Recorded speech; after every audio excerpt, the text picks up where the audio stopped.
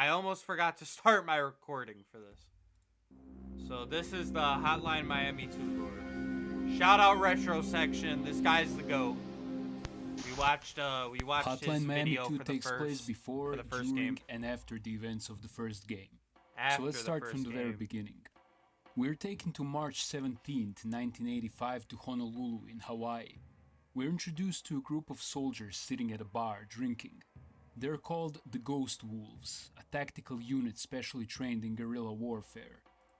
That whole game, no idea that they were called the Ghost Wolves. Not gonna lie.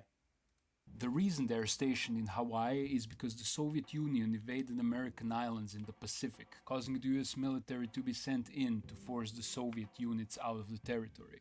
The invasion itself isn't explained, but it was a result of built-up tensions during the Cold War.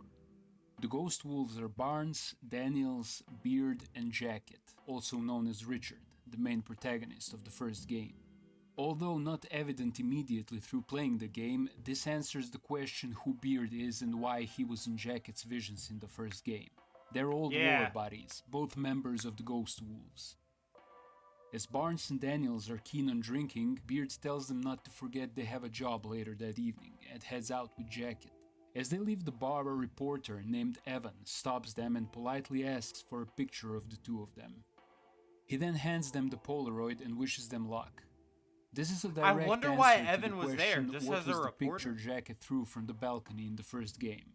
It was him and Beard in the army. Oh! Later that evening, Jacket is smoking his millionth cigarette and Beard has a talk with the colonel, who sends him to clear out a nearby Soviet camp. The colonel... Dude, that was such a cinematic scene at the end of the first game, and that was the picture. Oh, that makes me feel so fucking sad for Beard, man. says it's imperative for Beard to survive, so he doesn't have to drink a whole crate of bourbon alone. Anyway, after Beard clears the camp, he contacts Barnes and Daniels to rendezvous. They're careful and speak in code, calling themselves different names.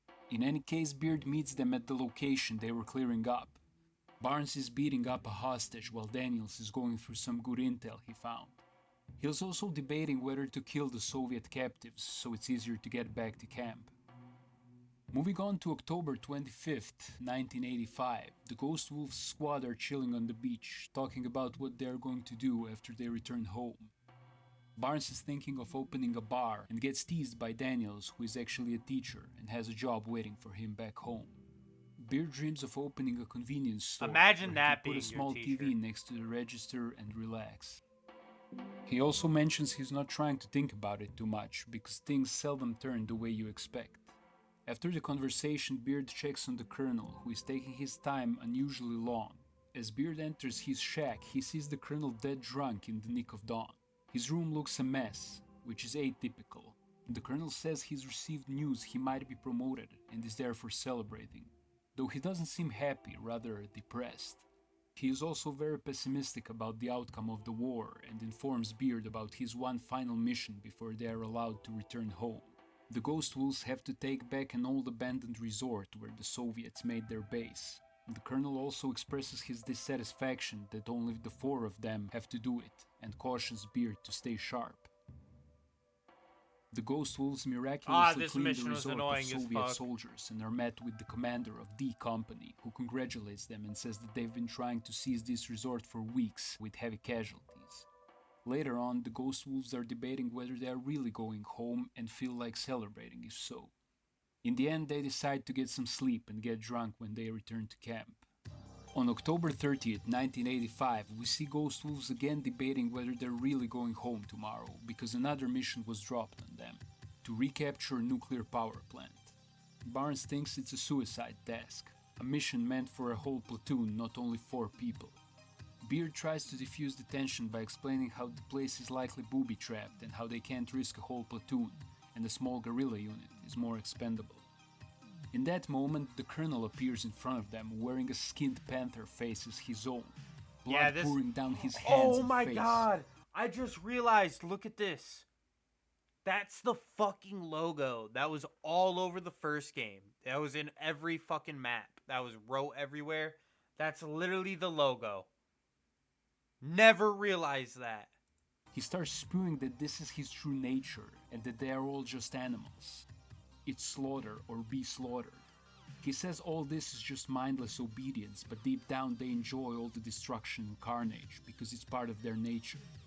After Beard asks if he's okay, the panther face slides off and Colonel explains how maybe he's had too much to drink and is going to lie down.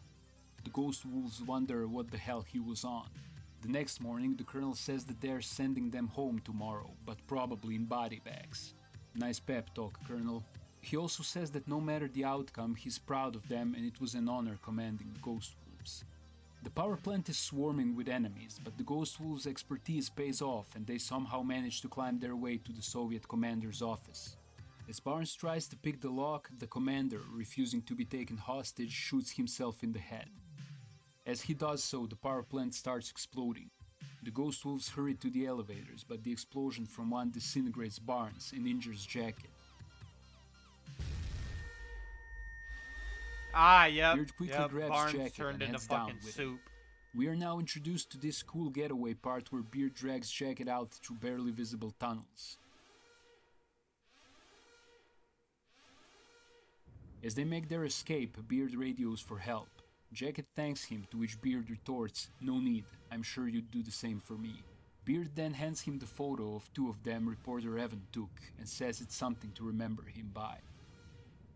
6 months later, on April the 3rd, 1986, we see Beard sitting in his convenience store talking to Jacket over the phone. I guess he made that dream come true. Oh Beard asks shit, Jacket I whether he forgot had about time that to make phone a copy call. of the picture he gave him after the power plant mission, but Jacket hasn't come about it yet. Beard tells him not to worry and to do it whenever he finds time. There is some ruckus in front of Beard's store, so he ends the conversation to go check it out. As he comes out to see what's going on, a blinding flash covers the screen. The Soviets dropped a nuclear bomb on San Francisco, erasing it from the map. That's how Beard went out. Sometime after this event, the Man. Russo-American coalition is formed in order to prevent a full-scale nuclear war. Who exactly has the upper hand in this coalition is unclear, but many Americans view it as a political betrayal and are shown to hate the influx of Russians in America. Now, before we continue, I'm just gonna go back to the panther face a bit. The symbol on the forehead is... Alright, before he gets to that, so the Russian-American, thing or whatever, so it basically made us allies, but the US and Russia are still separate countries, but now both live in each country. That's what I'm getting that from. the 50 Or Blessings getting from symbol. that. This is because the Colonel is the founder of 50 Blessings. Seemingly a sentimental and pessimistic man at heart, Oh, the war shit. progressively took a toll on his mental state, and after the coalition was formed, drove him to create the 50 Blessings organization. And that's the prequel, answering the questions who Beard really is, what was so important about San Francisco, and why the Russo-American coalition was founded. This sets the stage for the events of the first game. Now we're thrown to Miami, 1989. At this point, 50 Blessings organization is fully established and the voice message killing So wait, the Colonel's the one who killed the president, both presidents? That's fucking nuts. experiment has been engaged. We're introduced to an interesting individual by the name of Richter Berg, the man who is later tasked with killing Jacket. Richter is a simple, calm, I and hated selfless his man. missions. He is unemployed and spends most of his time taking care He of has his the ill mother, worst Rosa. missions. At a certain point, Richter becomes a target of the 50 Blessings, and through threats they start pressuring him into doing the killings. The tipping point happens on April the 2nd, a day before the events of the first game, when Richter is threatened with the safety of his mother and his car gets torched in front of his house. During the month, Richter is constantly lying to his mother that he is actively looking for a job while performing the killings for 50 Blessings. Judging by the military supplies in Richter's room, it's possible he was also in the army, making him an adequate target for 50 Blessings. The whole atmosphere around Rosa and Richter is very sad and melancholic. In one of their conversations, we also find out his father is apparently no longer present in their lives. What is apparent is that Richter is quite different from other characters in this game. He seems like a good man thrown in a horrible situation. Blasting to April 25th, we see a man shaving his head in front of a mirror. His name is Jake, and judging by the 50 Blessings pamphlets, he is a member. Jake is also receiving voice messages and doing their dirty work, but is a complete opposite personality from Richter. While Richter is calm and caring, Jake is aggressive, loud, and self-centered. He is also absolutely enraged by the messages, but because the people on the other hand, quote-unquote, show him no respect, not because he is forced to kill people. He's okay with that part. Since Jake is a prototypical nationalist, some days later he goes to the 50 Blessings headquarters with the genius idea of the voice message murders. He identifies himself as a proud member, and as he starts to pitch the idea, the nervous reaction of one of the staff gives him the realization they actually are the one leaving the messages. Although the staff is playing dumb, Jake is very pleased and excited about it and promises to keep the secret safe with him. Jake then enthusiastically proceeds to rid some meth-cooking Russian mafia apartment building, but is met with an unfavorable situation. He gets shot in the gut and is taken to one of the higher-ups named Petrov. Petrov and the henchmen try to interrogate him with no luck. Jake is ready to die for his beliefs. As they offer him a chance for final words, Jake spits blood at them, so Petrov puts a bullet to his skull. Okay, Some so days that later, didn't Jacket happen is just because tasked I with was clearing ass. this place, hence the familiar scene from the first game where Jacket finds Jake's body. Oh my god, that's who Jake is. I remember getting his mask in the first game. Holy shit, I just never even And his realized that. Cobra mask. Since we'll move on to the sequel now, I'm just gonna recap quickly that in the following days of Jake's death, Richter was tasked with killing Jacket. Jacket ended in a coma, Richter was caught by the police. Jacket woke from coma, went to the police station to kill Richter, who survived, found the head of the Russian mafia and killed him, and then got caught by the police. The important thing is that there is also an answer here to one of the questions left open in the first game. Why was Jacket satisfied with eliminating the mafia boss when he clearly was not behind the death of his girlfriend?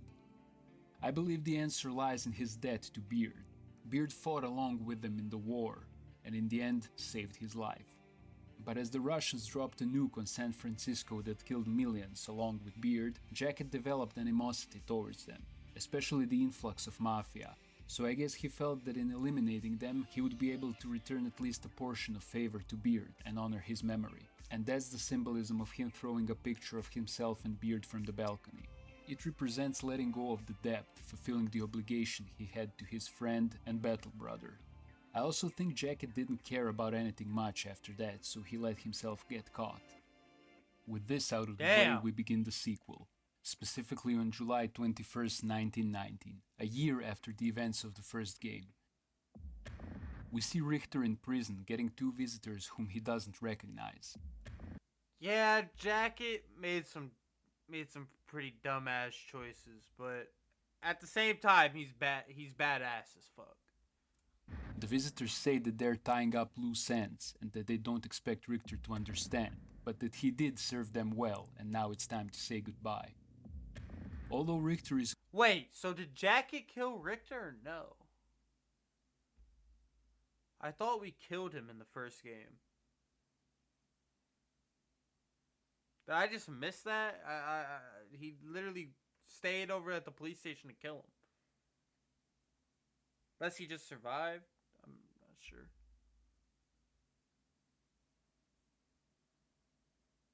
Oh, it's an option. Confused, it's obvious these guys are the janitors from the first game, acting as harbingers of death. They're killing off the remaining liabilities. What puzzles me, however, is, are these guys the same? He did not kill him. The canon option is to walk away. It's not canon to kill him. Oh, I murdered the fuck out of him. In the first game, I killed the fuck out of Richter. Same two janitors the biker encounters, or are these some other guys? Although the biker did kill them off in our playthrough of the first game, there is an option to just leave and spare them, so maybe Hotline Miami 2 plays off in that narrative. Anyway, after striking fear into Richter, they just leave. We see they've arranged for this block of American beef to kill Richter in the prison yard. This is the He's worst even got 50 fucking mission tattoos on ever. His face and neck. Luckily for Richter, someone throws a lead pipe into the court and Richter manages to fight off his attacker. As he returns inside, he's confronted with a full-scale riot. Inmates brutally murdering guards and vice versa. The prison halls are becoming splatterfest. Richter, however, seizes the opportunity and takes a guard uniform from the locker room. Amidst the chaos, the SWAT team is just focusing on getting people to safety, so Richter manages to walk out like the other guards. He is free. Skipping another year and moving on to October 25th, 1991, we are introduced to another character, a detective named Manuel Manny Pardo. He is coming to his senses in some random-ass diner when an article in the newspaper catches his eye. Protesters in front of the courthouse for the Jacket's trial. People view his actions of killing the mafia as heroic and patriotic. Okay. In Hotline Miami 2 chronology, this is how we are introduced to the fact the Jacket has been apprehended. Anyway, Detective Pardo is on his way to a crime scene when he comes across a clothing store robbery. This is where we are introduced to his true nature. He walks in without backup and straight up kills around 20 people in cold blood. In the meantime, the police arrive, to whom he just says that it's a bloodbath in there and that this town makes him sick.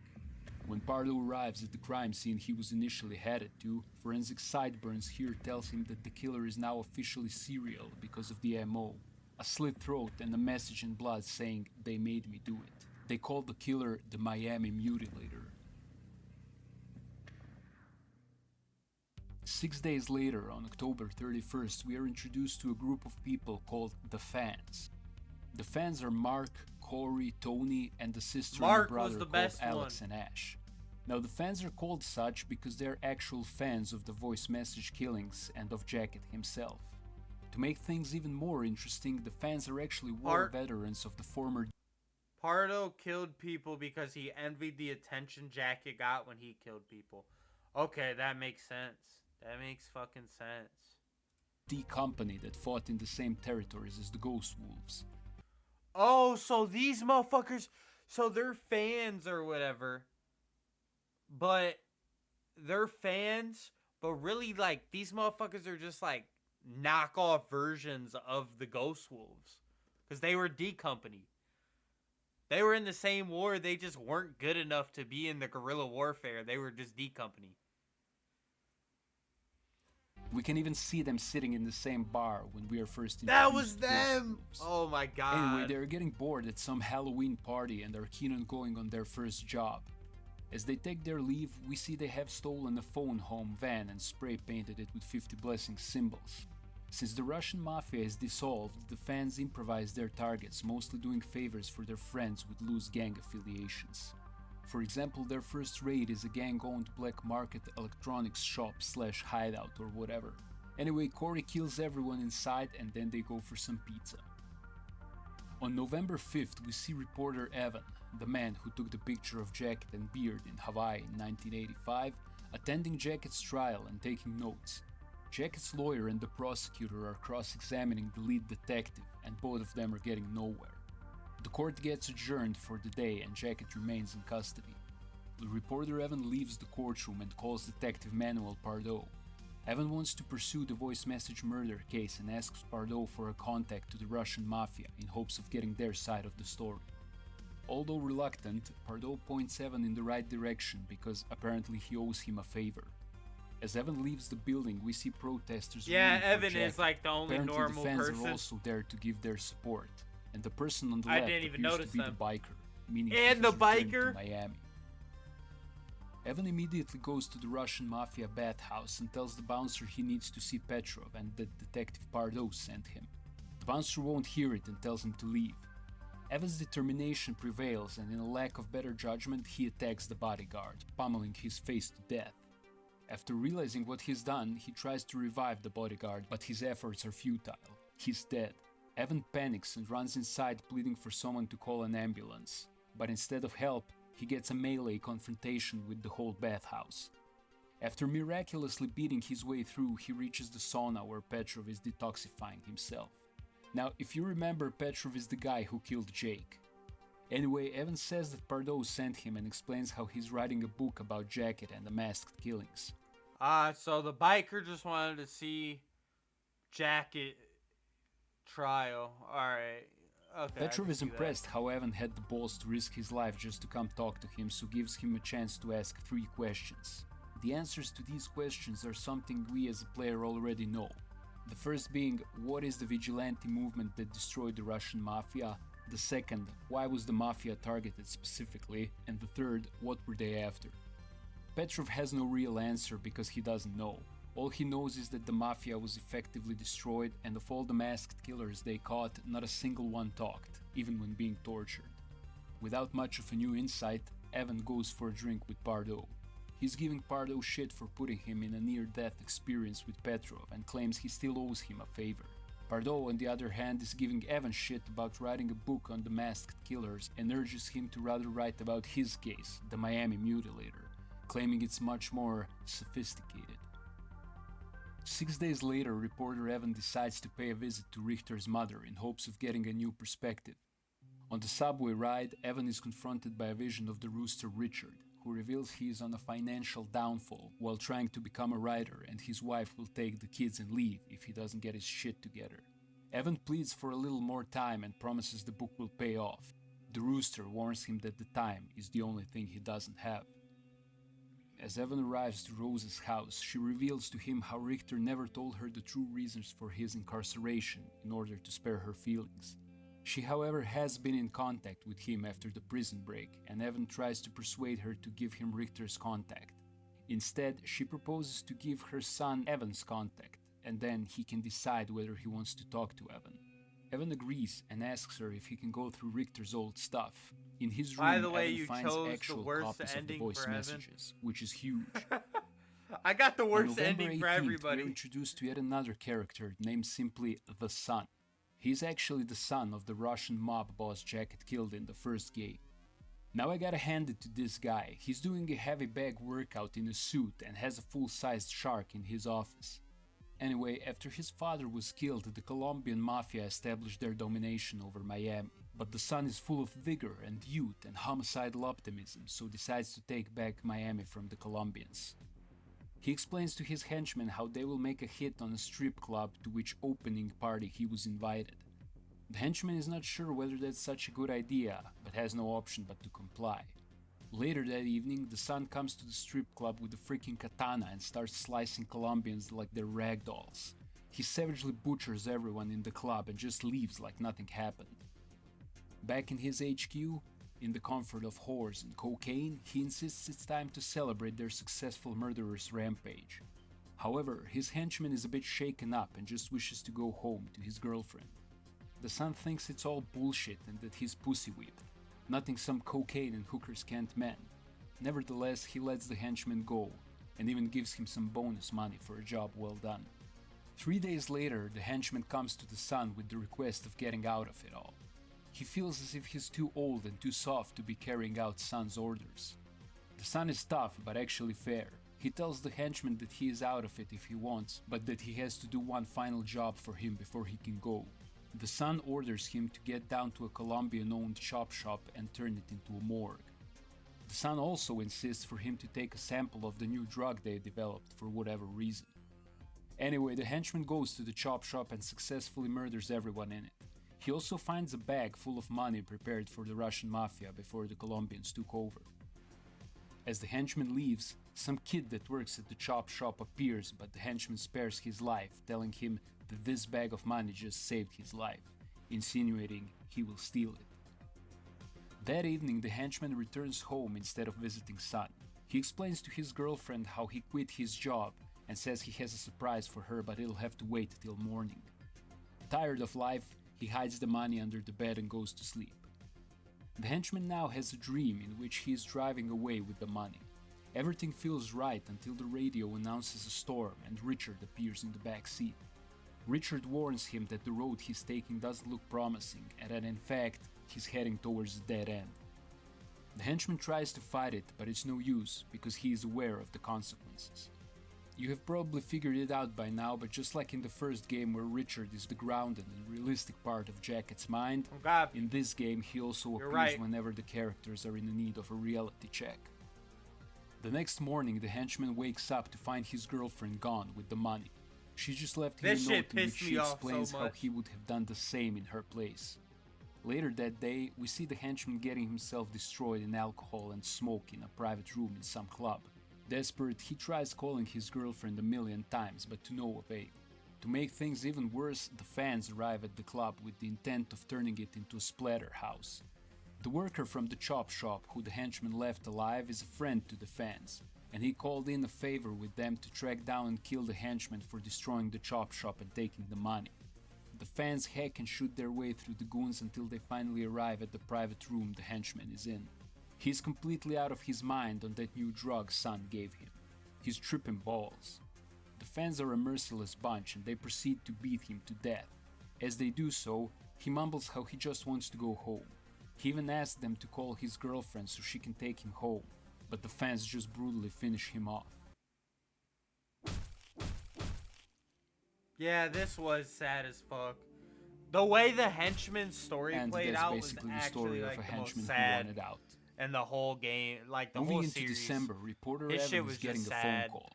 He picks up and to his infinite surprise, Richter is on the other line. Richter agrees to tell his side of the story for a plane ticket to Hawaii.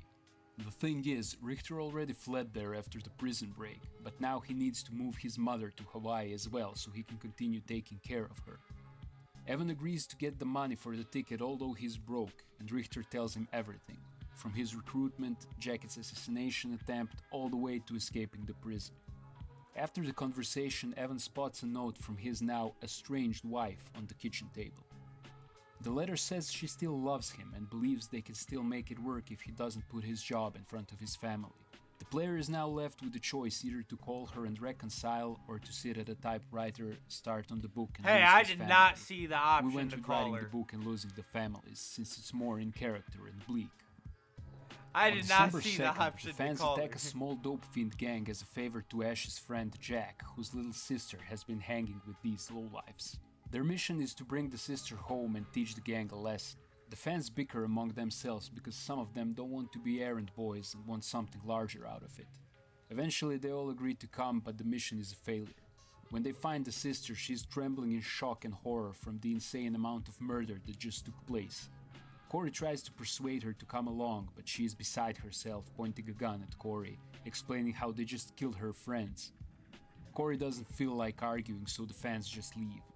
On their way back to the hideout, their van breaks down, and Ash tells Tony to run it by that chop shop Son's henchman was clearing, that someone there owes him a favor. That someone is Andy, that kid the henchman left alive when he was fleeing with money. The very same Andy that after that let the fans loose on the henchman. 5 days later, the Sun is advancing his war on the Colombians. After the successful slaughter at the strip club, the Sun decides it would be a good move to rob a bank that the Colombians use for money laundering. He raises a toast to the new rise of the Russian mafia, and he and his henchmen are on their way. As they arrive at the bank, they take out their weapons and just mercilessly start spraying every living thing in there. The Sun makes it to the vault and sees his dead henchman killed in a crossfire. As he is about to collect the money and gold, he has a vision of his dead father. His father points out that Sun cannot make him proud, because he's not there, and if he pursues this behavior he will end up just like him. Suddenly Richard appears and confirms his father's words, assuring Sun he will die no matter what he does. On December 9th, the fans are pleased they got media coverage from the failed rescue of Jack's sister. They debate on what to do next to gain even more fame, and then Alex gets the idea to go check some storage where she bought some weed. As they explore the sewers under the storage, turns out the place is a body disposal site. There are even bathtubs in which the bodies are decomposing in acid. They just slaughter everyone they find and leave. A day later, Detective Pardo comes knocking at Alex's and Ash's door. Alex quickly hides her swan mask and clothes only to find Pardo already inside the house. He asks for her brother Ash, to which she retorts he doesn't live here anymore, urging the detective to leave if that's all he wanted. Pardo throws a few compliments her way and leaves. Now, this could be a bit confusing while playing the game, so let me break it down. There is a person in Pardo's trunk. That person is Jack, Ash's friend who asked the fans to bring back his sister. Pardo probably got the connection to Jack's sister, who witnessed the fans' brutality and got Ash's address through Jack. Anyway, his whole intention of coming to Ash's home is to plant Jack's wallet in their house. By now you realize there's something quite off with Detective Pardo, and soon you'll find out what. Yeah, he's creepy. The very same day, Pardo drives to the docks to intercept a Colombian drug unload. He single-handedly murders everyone on the ship and returns to his car. The police have arrived and they reprimand him for his recklessness. Pardo gets cocky with them and just leaves. As he drives away, he gets a call about another Miami mutilator murder. He arrives at the crime scene to find Jack, who was in his trunk, disemboweled. There is also a message in blood, "Don't make me do it again." If is it YouTube or Twitch? If it's YouTube, I can probably watch it,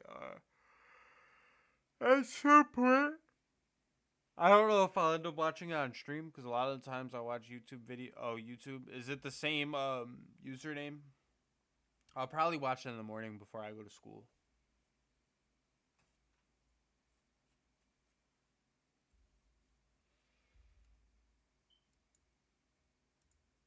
Alright, 1 second.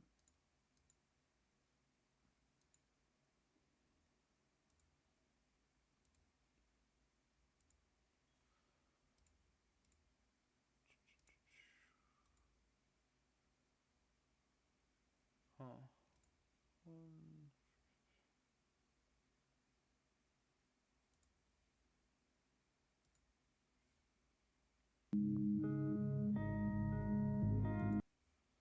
Alright, I clicked on the link so I can watch it in the morning, because now it's in my history. Forensic sideburns here says that there are cuff marks on the victim's hands and that he died by strangulation. The gutting was done post-mortem. He also mentions how there was no wallet on the victim or documents of any kind. Pardo congratulates him on the good work and heads back to the office. Also, this officer cannot take the intensity of the crime scene and is spilling liters of vomit out of his fucking body. On December 14th, Detective Pardo comes to Sun's headquarters and demands an audience with him. It is unspecified why, but he is turned down by Sun's henchmen due to Sun not being present, which is a lie. Pardo leaves and we see Sun preparing for the final hit on Colombians. The Sun is using a stripped-down Colombian as a boxing bag while explaining to his henchmen how after this move they'll rule the city again. He drives down to the Colombian boss's mansion and starts a bullet spray fest, painting the whole villa in blood, paving his way to the Colombian boss's office.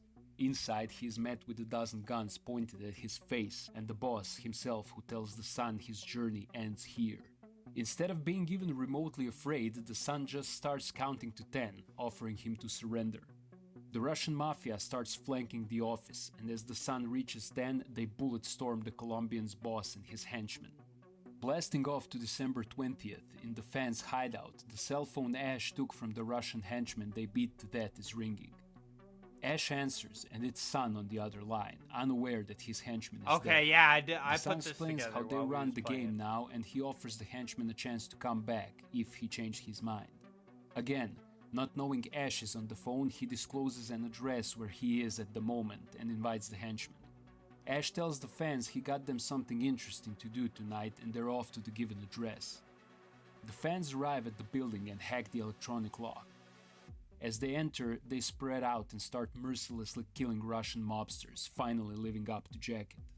While this is happening, the Sun is celebrating his victory over the Colombians and is eating the newly developed drug like a candy. Some henchman even tries to warn him to slow down, but he's having none of it. It's time to get shit-faced like hell, but all of a sudden the drugs kick in and Sun starts suffering some heavy trippage. We're now introduced to an insane level in the game called the Apocalypse. The Sun takes a shotgun and starts killing his own men all over the building. Everything is dreamlike and insane. He comes to a room where he sees a massive brown bear feeding on henchman corpses, so he bashes his brain out with a lead pipe. This was actually Mark meeting his end. Corey also falls victim to Sun as he sees a giant zebra switching dimensions, so he shoots it. Tony, however, manages to escape. While all these shenanigans are happening, Alex and Ash actually make it to the roof as planned, Tony but dies they can't get hold of the other Pardo. fans and debate whether they should go back for them. As they turn, Sun exits after them and immediately shoots Ash in the head. Alex asks Sun what he's waiting for, so he shoots her as well. Now this situation looks... Fun fact, the reason the police don't arrest Pardo for his murders is because the Russian mafia pays the police to let Pardo go, and they use him to hunt the Colombian mafia and 50 Blessing members. Holy shit, this game is so deep. quite different from Sun's point of view. In his trip, he sees a giant two-headed swan which he decapitates with an axe. As the swan explodes, the Sun is presented with a heavenly gate. He passes through onto a rainbow bridge. I think we all know what that means. Moments later, the SWAT arrives along with Detective Pardo, who is not supposed to be there. He bullies his way into taking over and enters the room the SWAT is holding at gunpoint. Inside the room is Tony, who managed to escape Sun's madness, standing above the bodies of Mark and Corey. Tony surrenders, telling Pardo to arrest him because he just wants all the fighting to be over with. Psycho Pardo starts babbling that he's not gonna give him his 15 minutes of fame and straight up shoots him in the head. As Pardo exits the room, he lies to SWAT he did it in self-defense and leaves. Upon exiting the building, we see Sun's lifeless body in a pool of blood by the building. So that was Sun. He walked off the ledge of the building, if that wasn't clear enough. Sometime after, Pardo is called to another crime scene involving the Miami Mutilator. This time, the victim was cut in pieces and placed in trash bags along with another message. But this time, the murderer left behind a shell casing and some prints. Pardo says he hopes this evidence will yield some results and goes home. That night, Pardo is having a nightmare. In a dream, he is desperately searching for something in his apartment, and when he can't seem to find it, he returns to the last Mutilator crime scene. As he enters the kitchen, he sees a porcelain ventriloquist-like figure sitting at the table with Pardo's magnum in front of him. The figure explains how he is Pardo's creation, unveiling the fact that Pardo is actually the Miami Mutilator who is fame-obsessed. That's why he was always making remarks about how the Miami Mutilator story is more interesting than the masked killings. And that's why he killed Tony with a remark that he's not gonna get his 15 minutes of fame. Anyway, the figure jumps on Pardo and he pushes it on the floor, cracking its head. As this happens, Pardo is ported to a movie set in his precinct, where the chief gives him a chance to turn himself in. Pardo plays dumb and goes on to kill everyone in the station in order to escape. As he exits the building, he gets held at a gunpoint from 7 officers. He tries to weasel his way out of it, but they just turn him into a Swiss cheese. As he falls to the floor, he is woken up by a telephone call from the chief, who says they need him in the station ASAP. It's unclear whether the ballistic results came and they're on to him or they actually need him for something else, but Pardo is not risking it, so he lies he's sick and hangs up. He takes his magnum out and assumes a home front position. On October 28th, we see Richter watching the TV with his mother in Hawaii. This means reporter Evan came through with the promise and sent Richter's mother Rosa to Hawaii. Anyway, the interview gets interrupted by an emergency broadcast saying that both the US and the Russian presidents have just been assassinated at the Russo-American Coalition Summit by a US Army general, the very colonel who formed 50 Blessings. Richter turns off the TV and Richard appears in his mother's place to put things into perspective. Richter thinks the police are on his whereabouts, but Richard explains it's much worse than that and that soon everyone will die. Richter calmly accepts his fate, and Richard comforts him with the line that leaving this world is not as scary as it sounds. Moments later, a nuclear bomb is dropped, and we see Richter, Pardo, Evan, and Jacket disappearing to nuclear blast. There you have it, ladies and gentlemen. Hotline Miami 2 Wrong Number. One of the best games ever. If you enjoyed yourself, support us by liking the video and subscribing to our channel. That was a great lore video. Next one. And Cheers. the lore in these games are just absolutely amazing. The story is just great. You said the story in the game is amazing. Sadly, there will never be a third game. Did like the developers or something die or like something happen? Why will there never be a third? I know this game came out in 2015. Listen, paying 14. Shout out Retrosection. Anybody want to check out his channel? Here you go. Seems like he does Fallout, Silent Hill. Yeah. Shout out this guy. I really fuck with his type of stuff. The devs said they want to move on from Hotline Miami. Ooh, excuse me. Into other games.